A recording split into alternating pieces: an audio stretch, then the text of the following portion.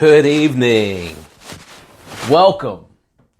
I'll tell you, it's weird. I'm one of the few that are allowed out of the house here in the state of Indiana. We've all been sequestered, state of emergency, staying home. But my job, again, has been deemed as essential as it is. So I go on with business as usual. Going into work every day, I have to admit, I'm Chappy. You're listening to Chapp's Fantasy Chats.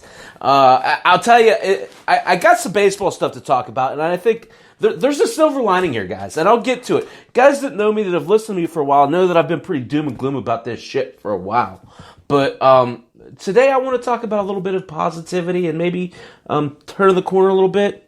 Hesitant on that, but so we should be talking about box scores, right? Who's hot, who's not, who's starting out well, who you like, these hot prospects, some veterans that have pep in their step, fun stuff that you talk about the first week of the season. But that's not where we are. And that's okay. Sound good. Sound good. Awesome. Thank you, Lenny. Welcome, sir. Thanks for joining. First off, take care of a little business. Chapp's Fantasy Chats brought to you on Tuesday nights at 7 p.m. Eastern. The format is Lenny Melnick, the legend himself. LennyMelnickFantasySports.com. We have a great group, a great community here of like-minded individuals, all of whom I often trust and ask opinions of. So tonight I want to talk about an auction, and I want to talk about strategy. I know you guys that know me are surprised and how it worked out, right? But first I want to talk about this world's surreal right now, right? So I get up in the morning. I grew up Catholic, but I'm not really a religious person. But in the morning, I've found since I've had to go in, it's weird because nobody's on the road. Indianapolis is a pretty big city. Usually there's a lot of traffic. But you go in and, it's to the point where I run red lights because there's nobody out, right? Obviously I stop, I treat it like a stop sign, but the point is it's kind of weird going into work. And once you're there, even Friday to today, the CDC issued the masks. Really proud of the folks that I work with. Everybody's taking it very seriously. They're wearing their masks today. The CDC was the first day that I've been into work where we're required to wear these masks, and everyone's wearing these masks. So it's really cool to see everybody kind of. I know it sounds simple, right? But everybody's got to chip in. And that's what we're kind of doing with this, right? So again, it's just weird because today it was 80 degrees here in Indy. And of course, as soon as I get off of work, the first thing I'm thinking about is baseball. Drive by the Indianapolis Indians, is the Pirates AAA team. I drive past it every day. I always kind of rubberneck it thinking there's going to be guys out warming up when the weather gets warm. Obviously there wasn't, but it's context, right? Because we should be talking about real statistics now, and we're not. But that's okay, because I'll tell you, I think there's really good news that they're talking about solutions to play in the interim while we're still being safe as a society, right? They're talking about solutions and ways that we can play games, talking about going to Arizona and starting there and having the players sit in the bleachers as opposed to the stands, and robot umpires. I think all this stuff is good. There's some hurdles that we have to get past to get there.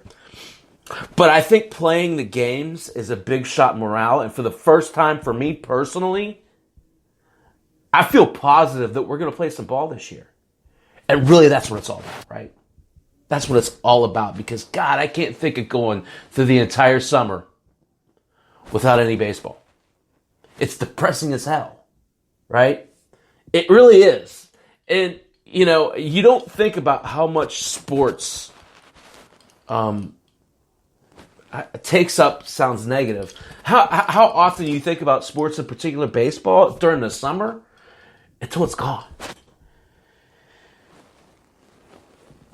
So I start thinking about strategy. And again, my good friend Arnie put this draft on last weekend. Actually, it was an auction. Just a 10-man auction. It's for fun. But, when I do these, I don't do these things without going in with a distinct plan and strategy. Because if you don't go in with that, I kind of feel like you're wasting your time. You're just doing it just to do it, right? I haven't played auction for money in the past, so this was really cool. It was with, the Young Bloods. There's a good group of guys in it. It was good competition, albeit just a 10-person league. But I had a strategy going into it, and I want to discuss it. Okay, let's talk about draft capital, and I'm gonna go down through one of my players from most to least expensive, and I'm going to talk about why I thought these guys were worth it, right? Why I thought that player was enough. I reached for some of these guys, okay? But I also got a lot of good value, and we'll talk about both of those as we go through. So the most expensive player, again, 10-player draft, so it's not the deepest, but the strategy I took into this was saving money on the front end. Everybody always overspends on the front end of an auction, right? I discipline myself to let most of the people... You always have that one or two that goes overboard with holding on to their cash, right? I didn't want to be that guy. I wanted to be the guy that got good value at the top of the draft. Now let's talk about him. I gotta say, and I'd say it if he was here too, Arnie blew through his money so damn fast. He had like $33 and the draft didn't even start, right? So I did the opposite. I held off.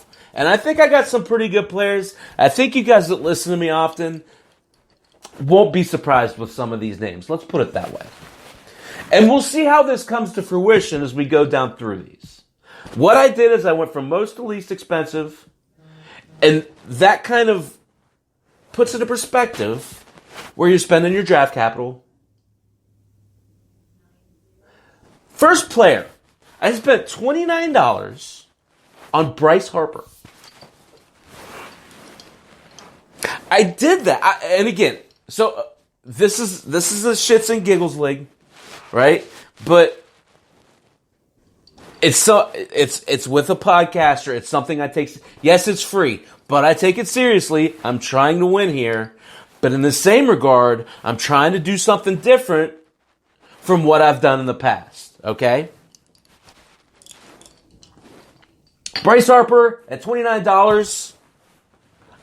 An on-base machine really has shown the capability of a $40 player.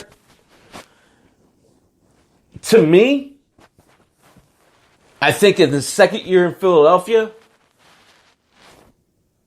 he's more comfortable. I think Joe Girardi plays well to his skill set. He kind of understands that he's the focus of the team. I think Harper has a good year. And I think at $29, that's a value. Second player at $25, I bought Shane Bieber. I know that you guys that listen to me know that's not a big surprise. Here's what I like about Shane Bieber, especially at $25. The improvement from year 1 to year 2 equals, in my mind, at the end of year 3, he could be the best pitcher in baseball. If he shows, he has a really steep curve right now. And I think at $25, this is a tremendous steal. And I'll preface it by saying this. I think Cole's overpriced. I think DeGrom's overpriced. I love Scherzer. A lot of those top tier pitchers to me aren't worth the value. I thought at $25, Starling Marte, excuse me. I'm giving up the cookies there. Shane Bieber could be the best pitcher in baseball this year. He came up just a year and a half ago as a 2-pitch pitcher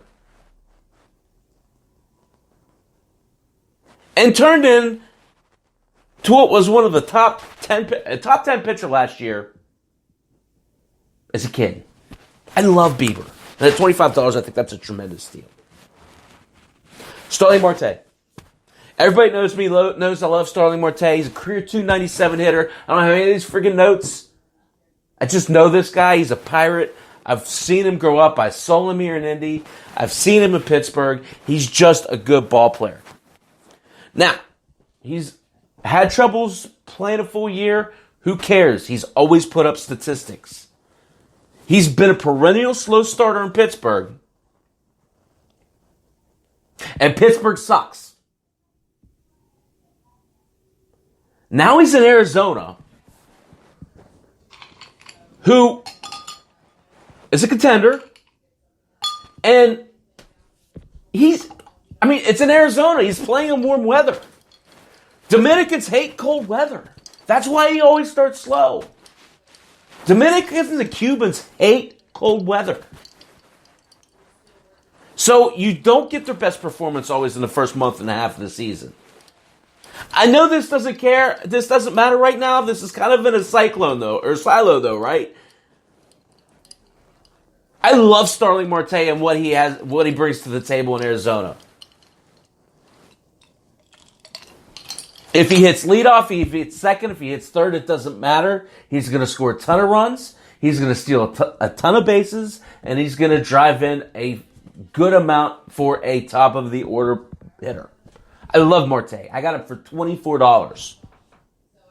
So again, by not going after the Mike Trout, the Ronald Acuna, because those guys are always overpriced in an auction, right? They're always overpriced in an auction. I let everybody blow their load on those guys. And I spent on Harper, Bieber, Marte. What do you guys think? I like the value that I have there in all three of those guys. How about Ozzie Albies? $21. I saw this kid over here in Indy. Acuna wasn't there yet. He was in Double-A still. But there was some talent on that team. Riley was on that team.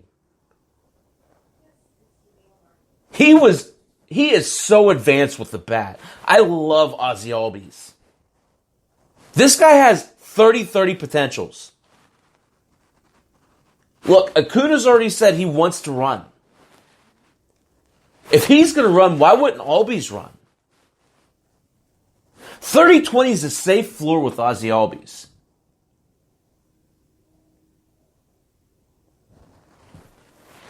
Oh, I'll take the dry heat all day, Malpal.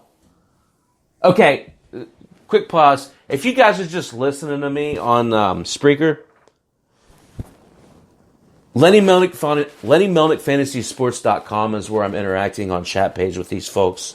Right now I got a great chat room. I got Lenny the Legend Melnick in here. Malpal, my buddy Jeff Houston. Royals Boom is in here. Adria's been in and out. The Amazins has been in and out. Thank you guys for joining me. I appreciate you. I really do think we're going to play, guys. I really am encouraged by this news that I heard today.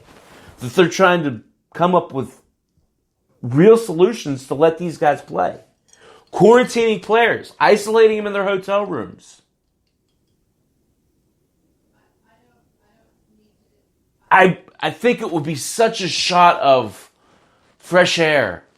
Of just encouragement to see real sports again. Because that's the thing that, when all this happened, right, you're